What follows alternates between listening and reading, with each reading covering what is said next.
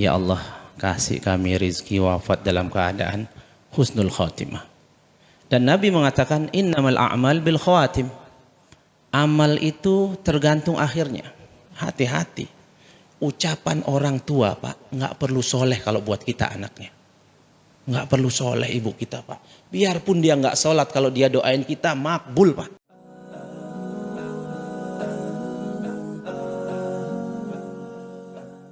Assalamualaikum warahmatullahi wabarakatuh.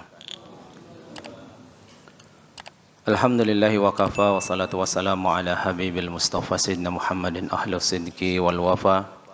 Asyhadu an la ilaha illallah wahdahu la syarikalah wa asyhadu anna Muhammadan abduhu wa rasulah nabiyya ba'dah. Allahumma fasalli wa sallim wa barik ala Muhammad wa ala alihi wa ashabihi wa man sara ala nahjihi wa man tabi'ahum bi ihsan ila yaumi yub'atsun.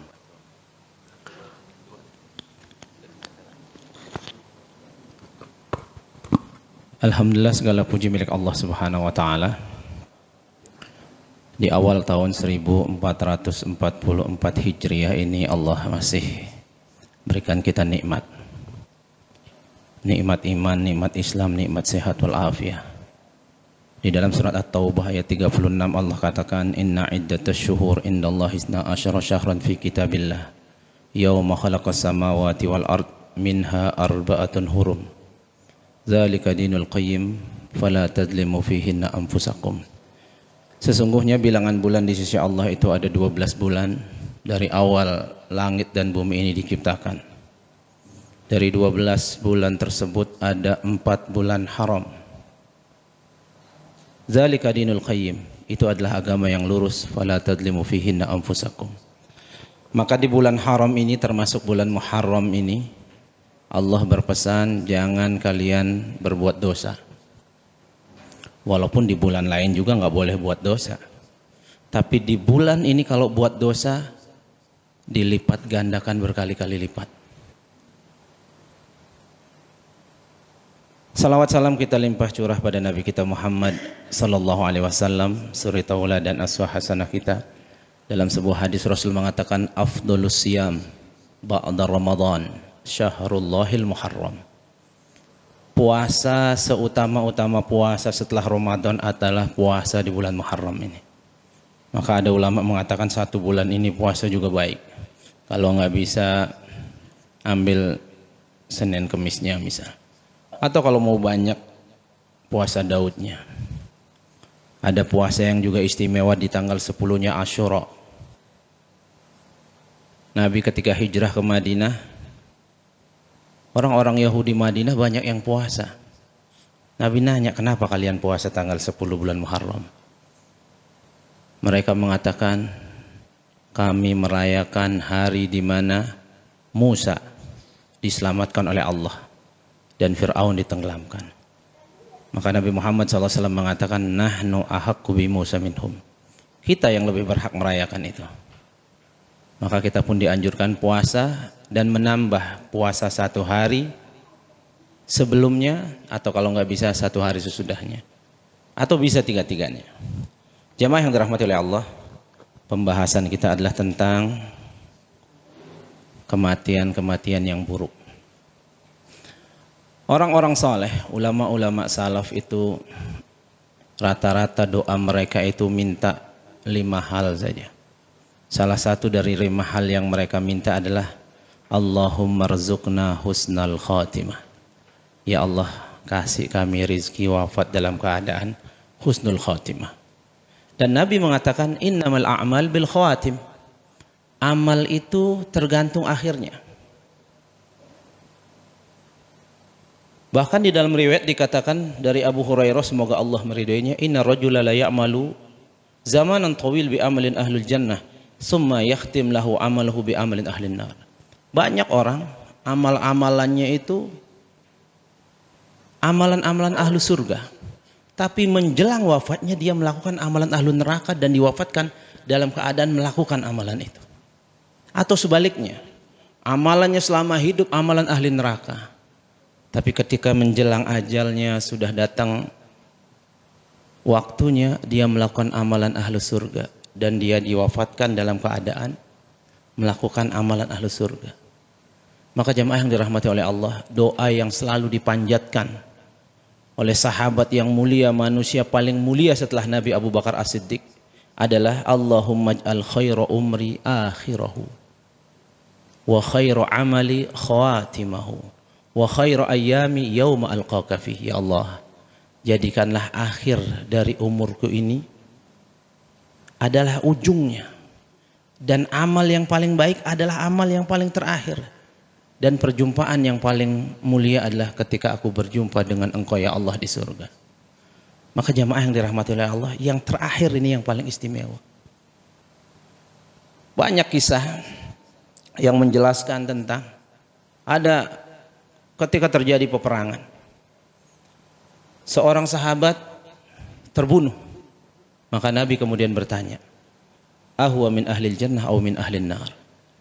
Ini teman kalian ini kira-kira penghuni surga atau penghuni neraka? Maka semua sahabat yang hadir mengatakan, innahu min ahlil jannah ya Rasulullah. Tentu dia ahli surga ya Rasulullah. Dia mati syahid, dia mati di medan perang. Kata Nabi, la, dia penghuni neraka. Wafat di medan perang jemaah, penghuni neraka Nabi bilang. Maka seorang sahabat ternyata ada yang melihat, betul ya Rasulullah, aku lihat dia perang luar biasa gagahnya, dia bunuh musuh sangat luar biasa, tapi ketika dia sakit badannya luar biasa, tangannya putus, dadanya terbelah, dia nggak sabar menunggu sakaratul maut, dia tancapkan pedang di lehernya, dia wafat dalam keadaan bunuh diri. Innamal a'mal bil khawatim, amal itu akhirnya jemaah.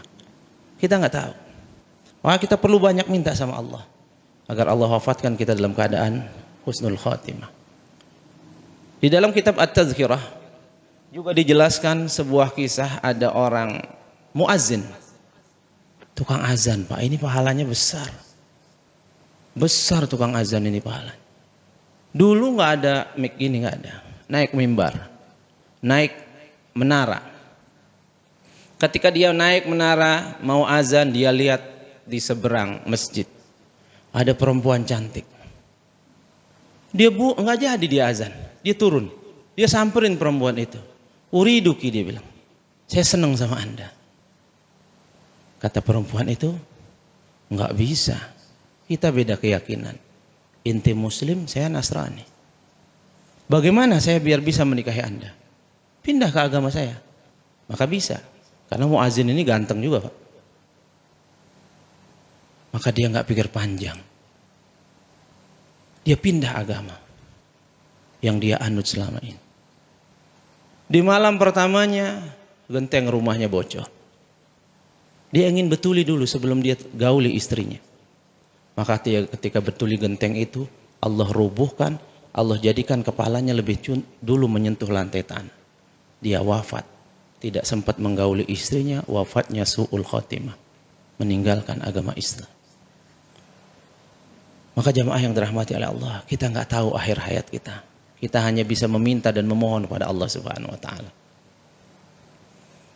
Kemudian ada juga kisah yang luar biasa.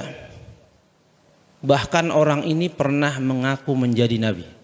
Di zaman Abu Bakar As-Siddiq ada 4 nabi palsu. Musailamah Al-Kadzdzab, Saj'ah Tamimiyah, Tulaikhah bin Huwailid, Aswad Al-Unsi. Salah satu di antara mereka yang bernama Tulaikhah bin Huwailid ini ngaku jadi nabi, Pak. Pengikutnya banyak. Bahkan Tulaikhah bin Huwailid ini pernah membunuh salah satu sahabat yang dijamin masuk surga. Kalau kita mikir nih, luar biasa sahabat, luar biasa orang ini bejatnya. Dulu Nabi pernah mengisahkan, Nabi diajak dalam satu perjalanan oleh malaikat Jibril, diperlihatkan umat-umat. Hadisnya panjang sebetulnya. Zahara alayyal umam, kata Nabi, diperlihatkan olehku umat-umat. Aku bertanya kepada Jibril, man hum ya Jibril, itu siapa umat itu, banyak sekali jumlahnya wahai Jibril. Ummatuka ya Muhammad, itu umatmu Muhammad. Berapa jumlahnya? 70 alfan, 70.000. Yadkhulunal jannah bighairi hisab, akan masuk surga tanpa mampir ke neraka, langsung masuk surga tanpa hisab. Nabi setelah mengatakan ini masuk kamarnya.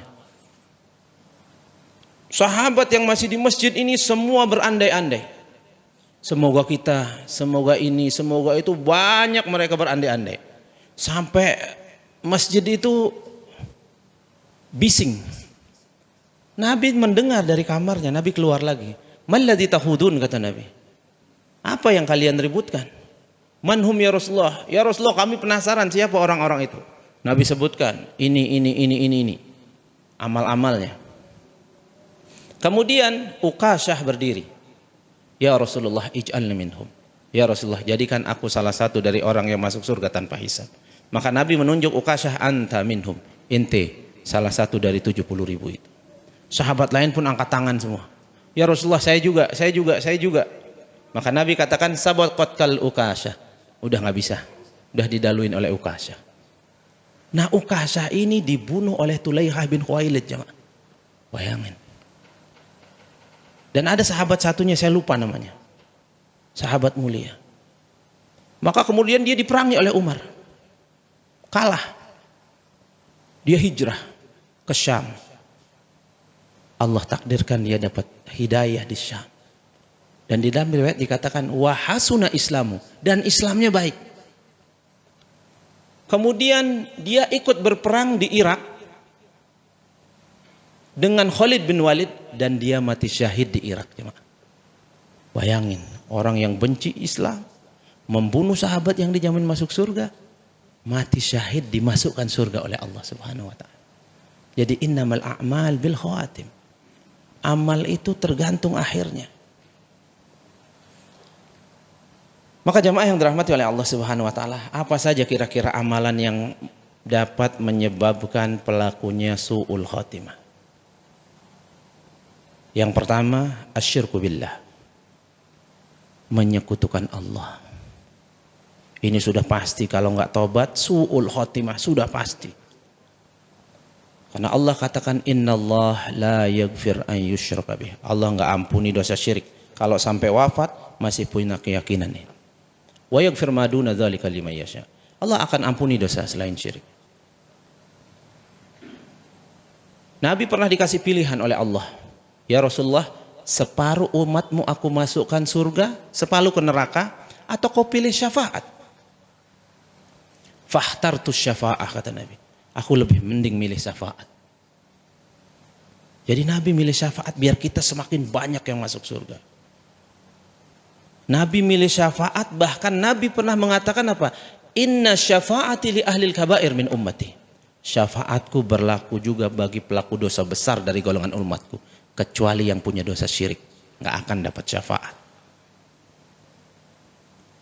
Maka jangan sampai kita tiap Jumat diingetin sama khotib, wala tamutunna illa wa antum muslimun. Jangan ente wafat kecuali dalam keadaan Islam, nggak punya dosa syirik. Al mautu alal Islam ayyakanat halatuh. Mati dalam keadaan beragama Islam, mau dosanya sebesar apapun Pak, kecuali dosa syirik, insya Allah masuk surga. Langsung nggak? Ya enggak, mampir dulu ke neraka, Pak. Yang dihisab dulu, tapi nanti masuk surga. Maka ada nanti syafaat khusus buat penghuni surga yang pernah mampir di neraka. Jadi ada orang masuk neraka dulu, misalnya pahalanya 1000, dosanya 1100, ke neraka dulu ini. Selesaiin dulu nih yang 100 ini. Maka setelah selesai mungkin sekian tahun disiksa, dikeluarin, dikasih tato di kepalanya ini, Pak. Ada tulisan di sini, nanti malu dia di surga. Apa tulisannya? Al Jahannamiyun, mantan penghuni LP neraka Jahannam. Nanti ngobrol tuh di situ. Ente berapa lama? Wis, ini 2 minggu. Ente 2000 tahun. Masya Allah. Nanti pada malu tuh, Pak. Nanti ada syafaat untuk menghapus ini. Sampai seperti itu syafaat itu. Tapi yang punya dosa syirik, khalidina fiha abada ulaika hum syarrul bari. Udah kekal selama-lamanya, nggak bisa keluar. Bahkan seorang anak yang harusnya bisa memberi syafaat kepada ibu bapaknya, ketika dia ada di pintu surga, dia pelangak-pelongok, Pak. Nggak langsung masuk dia. Dia nanya sama malaikat, ibu saya mana? Kok nggak kelihatan? Oh, ibumu di neraka. Ada yang harus diselesaikan. Boleh saya minta memberi syafaat buat ibu saya? Maka malaikat bilang apa? Nyuruh malaikat yang ngecek, tolong cek. Hal fi qalbihi mithqala dzarratin minasyirk. Coba cek, kalau ada dalam hatinya sebesar debu dari kesyirikan, biarin dia selama-lamanya di situ. Tapi kalau nggak ada, jadikan ketemu sama anaknya. Walladzina amanu wa taba'athum dzurriyyatuhum biimanin alhaqna bihim dzurriyyatuhum. Orang-orang yang beriman, anak keturunan beriman akan dikumpulkan di surga, Pak. Dengan syarat apa? Satu keluarga itu nggak punya dosa syirik. Walaupun mungkin anaknya duluan, bapaknya nyusul karena agak-agak bandel dikit, ibunya belakangan juga misalnya. Tapi kumpul nanti di surga. Maka jangan sampai kita ini punya dosa-dosa ini. Sekarang kemusyrikan ini dibalut, Pak, luar biasa indah. Namanya dibikin keren. Zodiak, horoskop, Masya Allah. Ini banyak anak-anak kita baca ini. Dia baca saja. Dia tidak amalin. Baca aja, Pak. Percaya. 40 hari ibadahnya nggak diterima oleh Allah.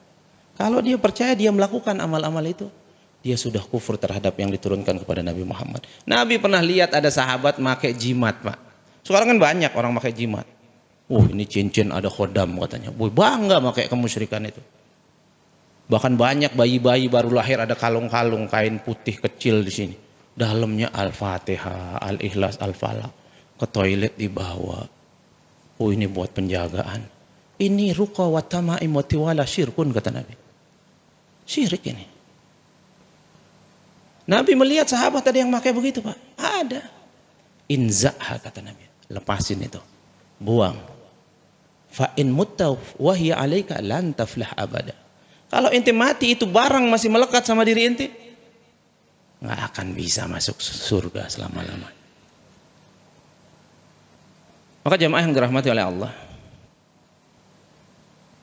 kemarin saya ngisi pengajian subuh di Kemang, materinya tentang hijrah. Saya ketemu Ustadz Umar Mita di situ. Dia pernah berkisah. Dia dipanggil oleh jamaahnya, Ustadz, tolong ke rumah. Orang tua kami umurnya sudah 70 tahun. Kayaknya udah sekaratul maut ini, udah nazak. Hampir sepekan gak mati-mati, Pak. Ya Allah, kita Pak pernah bahas masalah sekaratul maut, Pak. Ini sakitnya luar biasa. 5 menit kita gak sanggup. Ini berhari-hari, Pak. Maka kebetulan Ustadz Umar Mita gak bisa. Cuman saya ada teman yang sering-sering ngeruqyah biasanya. Saya kirim dia, saya minta tolong nanti. Baik, dikirim. Maka orang itu udah curiga dia. Ini kayaknya punya jimat-jimat nih. Dia bertanya sama keluarganya, maka dibocorkan rahasianya. Ada kamar satu yang kami pun nggak bisa masuk. Boleh saya masuk? Pertama dilarang. Tapi karena ingin ini bagaimana biar sembuh atau biar cepat mati sekalian, udah dibukain tuh pintu, Pak. Allahu Akbar, keris, cincin yang ada, semua jimat ada di situ. Kemudian minta izin dimusnahkan, diruqyah dimusnahkan. Ketika dimusnahkan dia wafat, walaupun tetap wafatnya tidak dapat mengucapkan lafaz la ilaha illallah. Di sekaratul mautnya aja susah, Pak. Nah, ini yang pertama jemaah yang dirahmati oleh Allah. Yang kedua adalah penyebab orang su'ul khotimah, uququl walidain.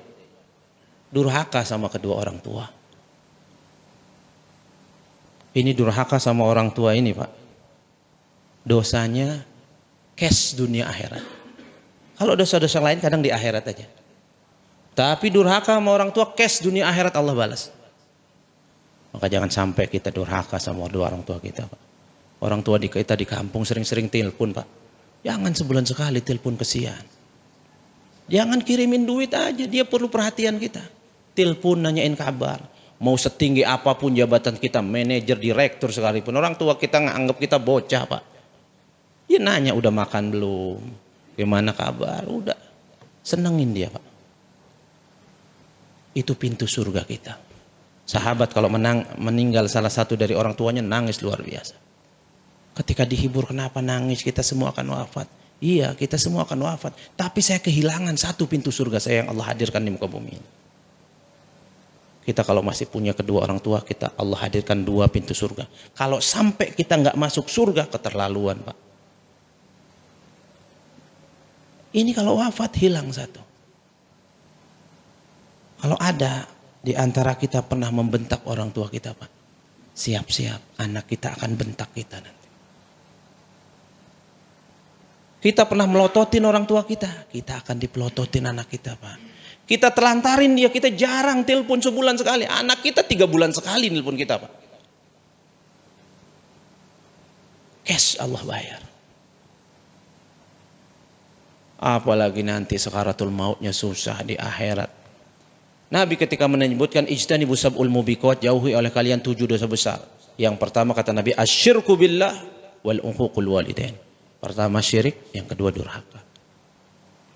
Ada sebuah kisah, cuman ada yang memperdebatkan hadis ini. Tapi banyak di kitab-kitab hadis ini muncul. Seorang sahabat bernama Hanzalah, sayang sama ibunya dulu sebelum nikah. Kadang kita begitu juga, Pak. Sebelum nikah kita sayang sama ibu kita. Udah nikah istri kita cantik luar biasa. Lupa kita sama ibu kita kadang.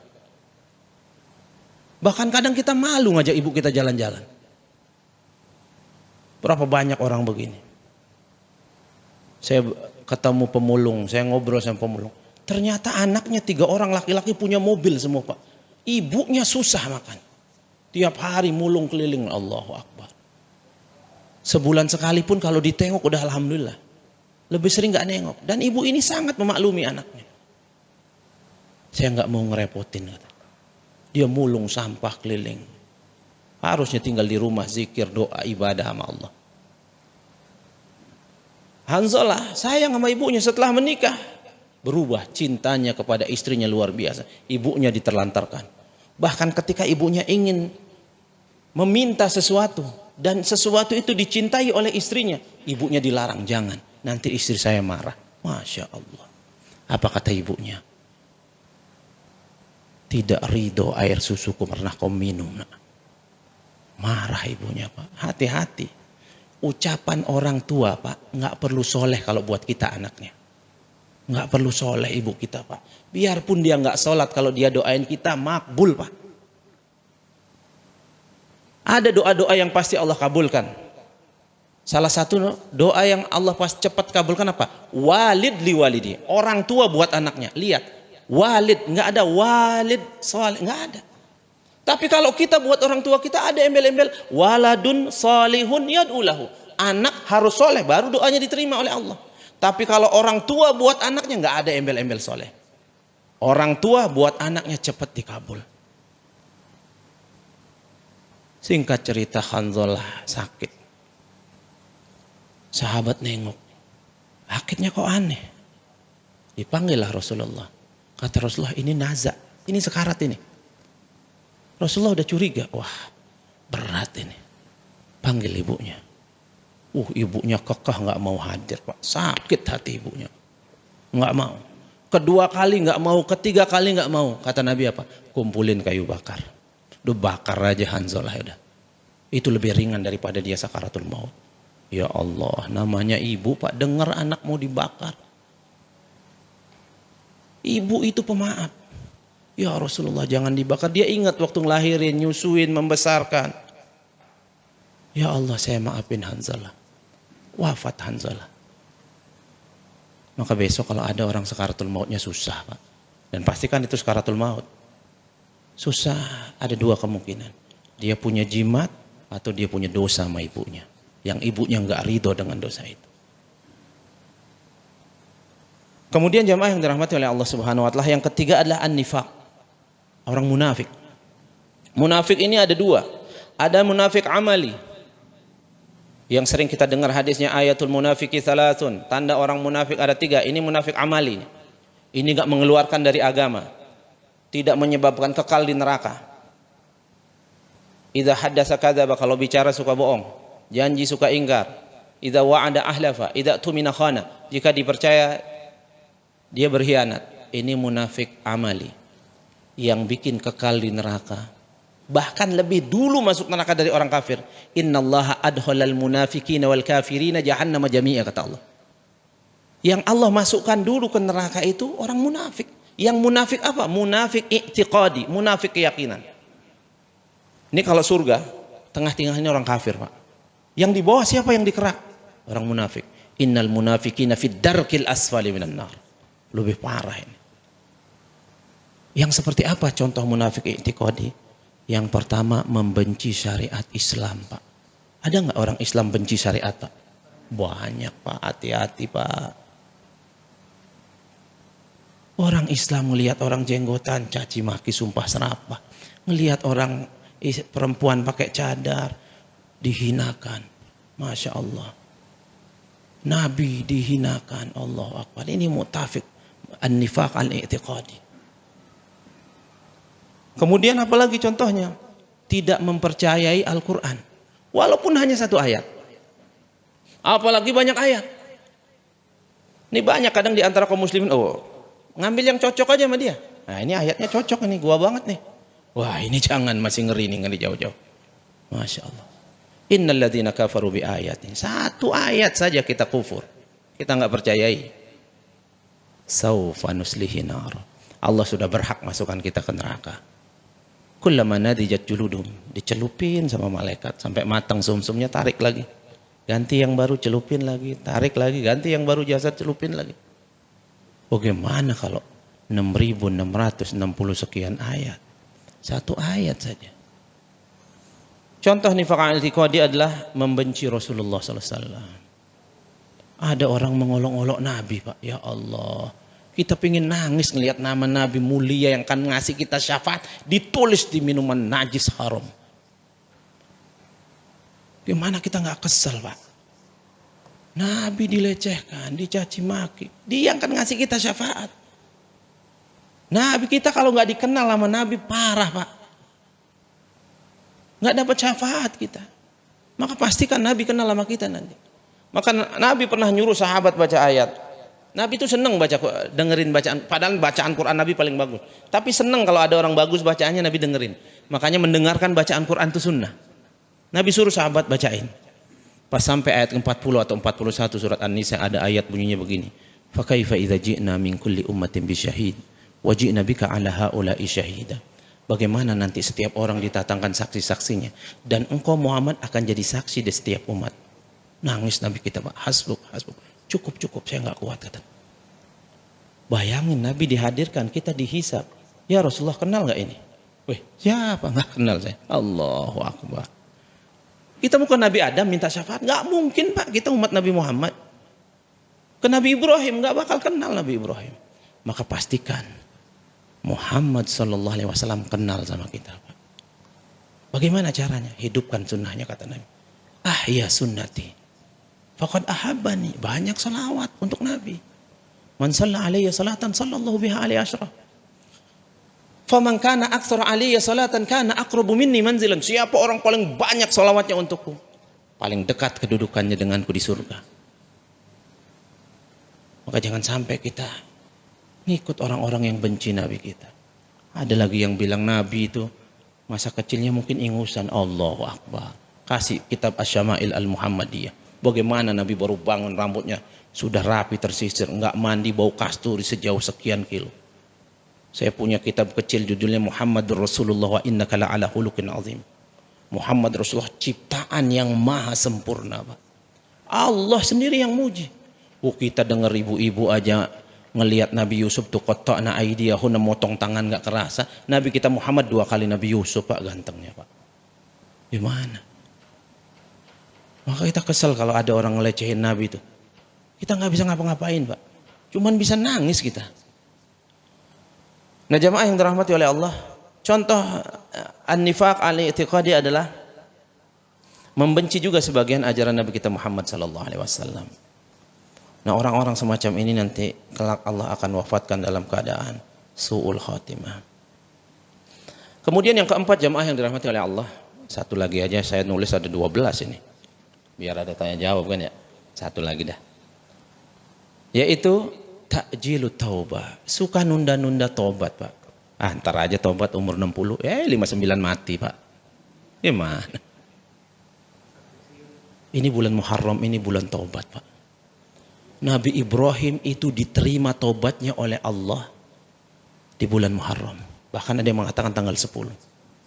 Ada yang mengatakan 300 tahun Nabi Ibrahim, Pak, tobat sama Allah. Apa doanya? Rabbana zalamna anfusana wa illam taghfir lana wa tarhamna lanakunanna minal khasirin. Terus Padahal Nabi Adam. Nabi Adam ini nggak punya dosa besar, Pak. Nggak punya dosa besar. Mana coba cek dosanya? Cuman jangan deketin pohon ini, ada buahnya dimakan. Kayak kita lagi goes pagi-pagi, ada rambutan tetangga, kita petik nggak izin. Cuman segitu Pak dosanya, Pak. Udah di surga diusir. Lah kita belum pernah masuk. Dosanya jauh lebih besar dari itu. Maka jangan tunda-tunda taubat jamaah. Sekarang salah, taubat langsung. Istighfar langsung. Wa atbi sayyi'atal hasanata tamhu, kata Allah. Ikuti perbuat maksiat dengan taubat langsung. Dengan harapan akan dihapus oleh Allah. Jadi kalau besok salah lagi, taubat lagi besok. Karena Allah masih terus akan menerima taubat kita malam yughargir. Sampai napas di sini, Pak. Nah, kalau udah di sini taubat nggak bakalan didengar. Fir'aun aja taubat udah di sini. Udah belebak di Laut Merah. Dia bilang apa? Amantu bi Rabbi Musa wa Harun. Sekarang saya sudah beriman pada Tuhannya Nabi Musa dan Harun. Udah di sini, Pak. Udah telat. Innallaha yaqbalu taubata abdihi ma lam yatlu isyamsu min maghribih. Allah masih terus akan menerima taubat kita. Batasnya sampai matahari terbit dari barat. Dulu saya berpikir matahari terbit dari barat juga kiamat selesai. Enggak. Ternyata masih ada bertahun-tahun untuk menunggu. Masih ada 5 tanda hari kiamat besar untuk menuju ke kiamat besar itu. Nah, jamaah yang dirahmati oleh Allah, biar ada waktu tanya jawab katanya. Silakan. Masih ada sebetulnya sampai 12 baru 4. Baru 4 ya. Ya udah, nanti silakan dan tanya. Tadi masalah dosa besar, mulai syirik, durhaka pada orang tua, kemudian menunda taubat, dan yang munafik ya, maaf, munafik dan menunda taubat. Silakan kalau yang bertanya. Topik baik.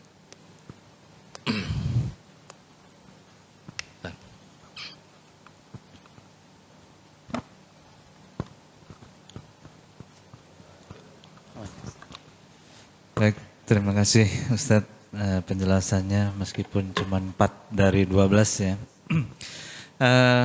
Yang ingin saya tanyakan mengenai tadi ada beberapa kisah bahwa orang itu di awal dia sampai akhir beribadah dengan tekun dan lain sebagainya.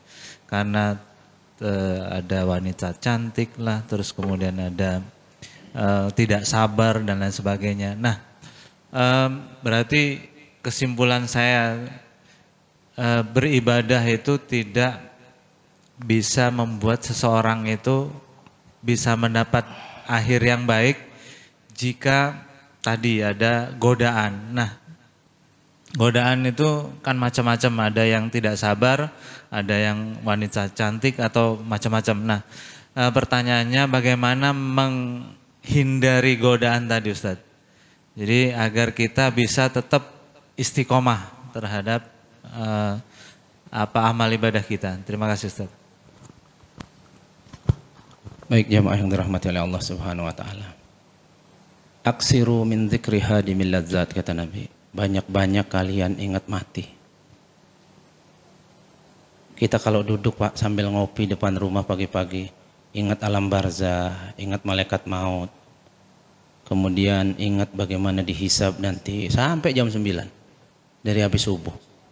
3 jam kita duduk, kita itu bernilai ibadah di sisi Allah Subhanahu wa taala. Maka banyak ingat mati. Kalau kita mau buat maksiat, kalau mati gimana ya? Maka kita akan berpaling, Pak. Kalau kita mau maksiat lagi, kalau dicabut malaikat maut sekarang gimana nih? Ingat malaikat maut itu mengintai kita itu berpuluh-puluh bahkan beratus-ratus kali. Tiap harinya, Pak. Dan kematian itu la yastakhiruna sa'ah wa la yastaqdimun. Enggak bisa dimajukan, enggak bisa diundur. Enggak nunggu kita rajin ke masjid, enggak nunggu umur kita harus 60 dulu. Enggak nunggu kita soleh dulu. Enggak milih-milih. Kalau sudah datang waktunya. Maka bagaimana agar kita senantiasa istiqomah? Salah satu di antaranya adalah banyak ingat mati.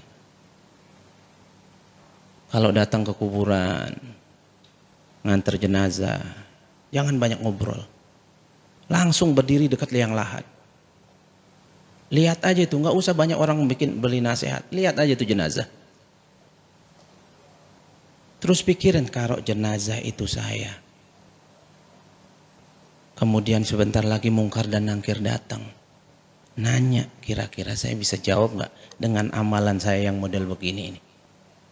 Kita akan takut Pak maksiat Pak. Tapi kalau kita nggak ingat itu, kita akan terlena. Kita akan terlena jemaah. Maka penting kita hadir di majlis ilmu begini. Wong HP aja kadang kita cas 2-3 kali. Masa kita cas sebulan sekali, apalagi setahun sekali. Nah ini yang mengingatkan kita kepada kematiannya perlu kita hadirkan. Apalagi umur kita sudah di atas 40 Pak. Udah nggak usah neko-neko. Ini udah umur udah kritis ini. Apalagi sudah lebih dari itu. Maka minta kepada Allah Subhanahu wa taala umur yang berkah. Jangan minta panjang-panjang Pak. Repot. 100 tahun dari 70 stroke gimana Pak? Maka ulama-ulama dulu jangan minta umur panjang. Nanti Allah kabulin. Lah kita lihat orang yang menjaga makanannya, lihat.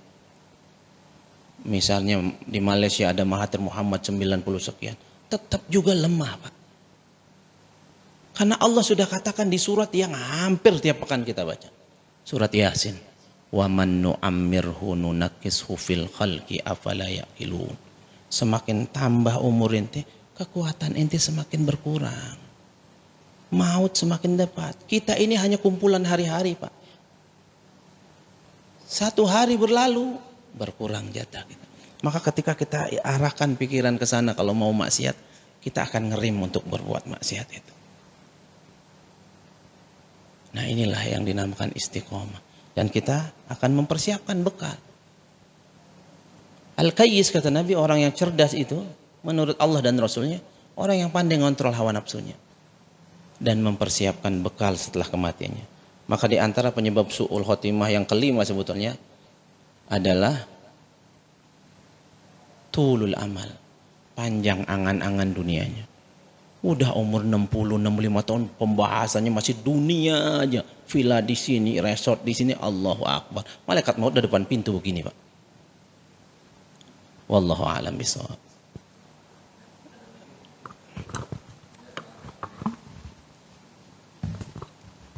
Assalamualaikum warahmatullahi wabarakatuh, Ustaz. Salam. Ada sebuah hadis mungkin ya yang bunyinya orang meninggal dengan kebiasaan yang dilakukan selama hidupnya. Ada beberapa video-video yang luar biasa. Naudzubillah min dzalik, ketika sedang melakukan maksiat meninggal Allah cabut begitu. Nah, ada hubungannya dengan pertanyaan ketika di akhir hayatnya ketika orang meninggal gitu kan. Nah, itu kan posisinya hanya Allah dan diri yang mengetahui gitu kan. Nah, secara hukum Islam seperti itu dengan hadis itu, bagaimana Ustaz, menyikapi seperti itu? Kita tadi pertanyaan Pak Haji Dedi ingat kematian gitu kan. Nah, kita sebagai orang yang mungkin nggak pernah tahu kapan ajal itu akan datang, malaikat akan mengambil kita gitu Ustaz, kebiasaan-kebiasaan kita. Khawatir ketika kita belok 1 detik saja, kemudian malaikat hadir. Seperti itu Ustaz. Gimana Ustaz? Baik jemaah yang dirahmati oleh Allah. Allah itu maha adil. Yang ditanyakan tadi pernah kita bahas di pembahasan sifat kematian. Yaitu orang itu diwafatkan sesuai dengan kebiasaannya. Jadi jemaah yang dirahmati oleh Allah, ungkapan ini biasanya secara umum. Tapi ada sesuatu kadang dihususkan oleh Allah Subhanahu wa taala buat pembelajaran buat kita. Kalau kita berusaha sekuat tenaga kita berkata Muhammad Abdul Haq, su'ul khotimah itu tidak akan terjadi pada orang yang senantiasa istiqomah lahir batin. Lahir batin Pak. Ada orang kita lihat seolah-olah istiqomah jemaah. Tapi hatinya belum istiqomah. Ini Allah yang tahu. Maka Allah ingin wafatkan dia su'ul khotimah. Maka ada kisah. Ada dua sahabat. Dua sahabat ini, dia lihat sahabatnya orang soleh. Menurut kasat mata dia. Cuman dia nggak tahu hatinya. Karena kita menghukumi nahnu nahkum bil jawahir. Kita menghukumi yang tampak saja. Kita nggak boleh menghukumi hati orang. Sebagaimana Usamah bin Zaid, panglima perang. Ketika sedang adu perang luar biasa, musuh sudah terkapar, pedangnya sudah nggak di tangan. Tiba-tiba musuh ini tinggal pancung, dia mengatakan apa? Asyhadu an la ilaha illallah. Dia syahadat, Pak. Kita kalau dalam posisi Usamah bin Zaid, hadhihi lillah, ala taktik biar selamat doang inti katanya. Kita nggak akan beda jauh dari situ. Dipancung, Pak. Sampai kisah ini pada Nabi. Dipanggil Usamah bin Zaid. Ketika Usamah bin Zaid dipanggil, ya Rasulullah, hadhil hilah, ini perang ya Rasul, jangan-jangan taktik doang, dia udah KO, nyari selamat aja. Maka Nabi marah besar, Pak. Atasukka sadrahu, kata Nabi. Sudah kau belah dadanya, sudah kau lihat hatinya. Artinya apa? Kita nggak bisa menghukumi yang dalam hati. Kalau dia nampak sudah bersyahadat, dia sudah Islam. Maka sekarang bayar 100 ekor unta, bayar denda ente, bayar dia. Nah begitu juga ini jamaah yang dirahmati oleh Allah. Bisa jadi orang yang menurut kita tampak zahirnya dia orang taat, orang soleh, tapi batinnya belum. Dan ini banyak pembahasan saya kemarin ini tadi malam tentang hijrah. Ini hijrah itu bisa bermakna, bisa secara fisik, bisa secara mentalitas. Dan sekarang orang baru banyak hijrah fisik, Pak. Penampilan, hatinya belum. Maka Allah Subhanahu wa taala menjelaskan dalam Al-Qur'an di surat Al-Hujurat, qalatil a'rabu aman. Orang Arab dulu bilang apa? Saya beriman sama Allah. Allah bilang apa? Lam tu'minu. Kalian belum beriman. Wala mayadhulil imanu fi qulubikum. Sampai iman itu menghujam dalam hati. Dan Nabi katakan at-taqwa hahuna. Artinya apa? Bisa jadi orang kasat mata kita lihat dia saleh, dia ahli ibadah. Tapi menurut Allah dia ahli maksiat. Sama seperti orang ini yang dua sahabat tadi. Temannya ketika sakarat maut dia datang. Dia talkin. Nggak mau jawab, Pak. Padahal kasat mata dia orang baik. Maka dia nanya sahabat ini, ma baluk? Apa yang gerangan yang terjadi? Ini kalimat harusnya inti nggak ditalkin pun bisa jawab. Tapi kenapa inti nggak bisa jawab? Ternyata dia ngomong, Pak. Dia ngomong apa? Inni tubtu ilallahi taubatal kadzibin. Aku itu selama ini hanya pura-pura saja taat sama Allah Subhanahu wa taala. Biar orang menilai aku begini-begini. Nah bisa jadi orang yang diwafatkan su'ul khotimah ini orang-orang seperti ini. Tapi kalau kita berusaha sekuat tenaga istiqomah. Apa kata Allah? Innal ladzina qalu rabbunallah. Orang yang mendeklarasikan Tuhannya Allah sumastaqamu dan dia istiqomah. Tatanazzalu alaihimul malaikat. Ketika sakaratul maut malaikat itu turun. Malaikat ngasih tahu, Pak, alla takhaf wa la tahzan. Enggak usah takut, enggak usah khawatir. Wa absyiru bil jannah. Kau sudah dijamin masuk surga. Ketakutan menghadapi sakaratul maut ini hilang. Ada sesuatu yang lebih besar dari itu, surga, Pak. Alladzi kuntum tu'adun, yang sudah dijanjikan oleh Allah. Maka yakhruj ruhu kama yakhrujul ma' min fis saqah. Ruhnya itu keluar seperti air yang dituang dari ujung ceret. Nah ini jamaah. Maka kita pun begitu. Kita hukumi saudara-saudara kita sama muslim yang tampak. Tapi hati kita nggak hukumi. Kok ada orang sekian lama beramal soleh? Iya itu yang kita lihat. Tapi yang Allah lihat beda jamaah. Kita nggak tahu.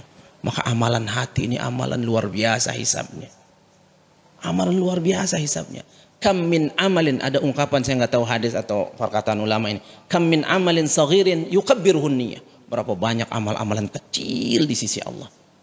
Gara-gara niatnya tulus besar nilainya. Berapa banyak amalan-amalan besar. Haji biayanya besar. Gara-gara niatnya nggak ikhlas. Cuman pengen dipanggil Pak Haji aja kalau pulang. Yusaghirhun niyah. Nggak ada nilainya di sisi Allah Subhanahu. Haba'am mansur. Seperti debu kering yang ditiup angin, nggak bisa ditimbang di mizan. Wallahu a'lam bishawab.